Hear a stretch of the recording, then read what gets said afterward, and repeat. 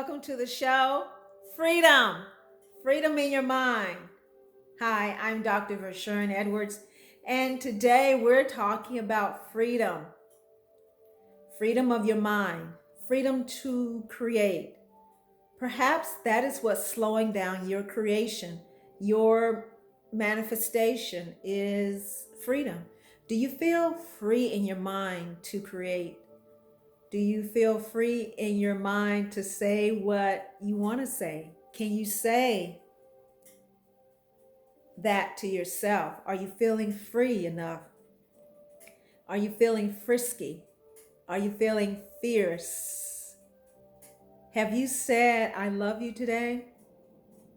Have you awakened while your mind is still in the alpha state, in that dream state, with your hand over your heart, lying in bed?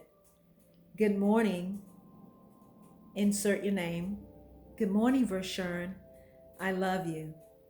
And you lie there and feel the energy, feel your own love, your warmth encompassing you.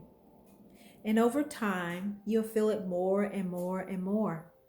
And no one has to be there to give you love because you're giving it to yourself. It is amazing how little we can do to feel free. It is our perception.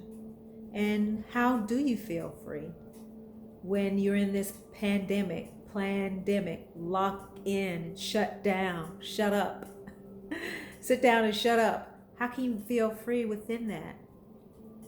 But this is the time you have to feel free within your own body. You may be confined. And that reminds me of a book of, it was an author, a little girl. Although she was going through a very extensive process, she knew within that she could go into her mind. The same with Nelson Mandela. He went into his mind. Although he was in prison for decades, he was free. He was free. He did not allow people to call him a number. He was not reduced to a number. He was a man. He spoke as a man. He walked as a man. Addressed me by my name.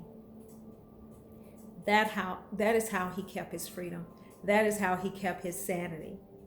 And although we're not in a physical prison, we are in a mental.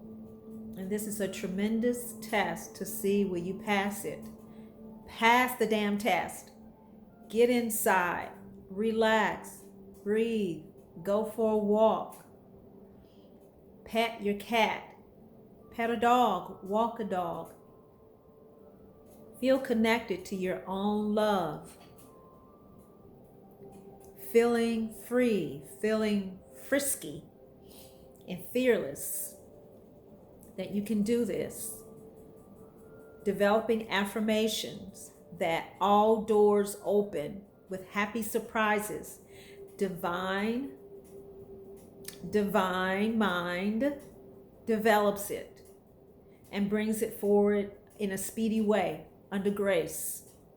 And you want to say those things. All doors open with happy surprises. Divine develops my life and speed it up under grace. And you want it to be under grace, under the right conditions. Because if you get $1 million and you're feeling crappy, you may spend it all just to feel less crappy. So it takes time because we're on this planet, gravity, and we want to just give ourselves that time to develop it, to nurture it. There is no rush in the universe. Everything is happening at its perfect time. Nothing is out of order. Everything is in order. Everything is working as it should. It is our perception. And once we get into the flow of the universe and the flow of how God works, the laws of the universe, it does work in a synchronistic way. It works in a harmonious way. So once we get into the groove of it, asking the universe for what we want, we're praying Now we're praying from a full cup, not from a little teacup, a little espresso cup, although the beverage within inside that cup is potent. But we're pulling from God from a big, full, gigantic espresso cup. It's concentrated, it's for you. So we're not limiting God, we're not limiting ourselves. So dream big, think big. Dr. Carson wrote a book many, many years ago, talked about think big. Vincent Price Peale wrote a book, Think and Grow Rich. You know, The Science of Getting Rich. Wallace. So those books, write a book yourself, write a children's book, but keeping yourself free to do those things. If you're coming from lack and scarcity, and because I came from this family, we never did this, we never had that, use that as your motivation. Get pissed off, get angry enough to get going and get it going. But then also remember, on the flip side or the dark side, you can go too far into your anger, but the anger will carry you so far, and then that anger has to be transmuted into love, into joy, into a higher vibration. So we want to be very cognitive of that, very brilliant of it. John 8:31-36, Jesus was saying that a group of people was chosen. We're all chosen. We're all chosen if you choose to follow the teachings, and the teachings is within. Follow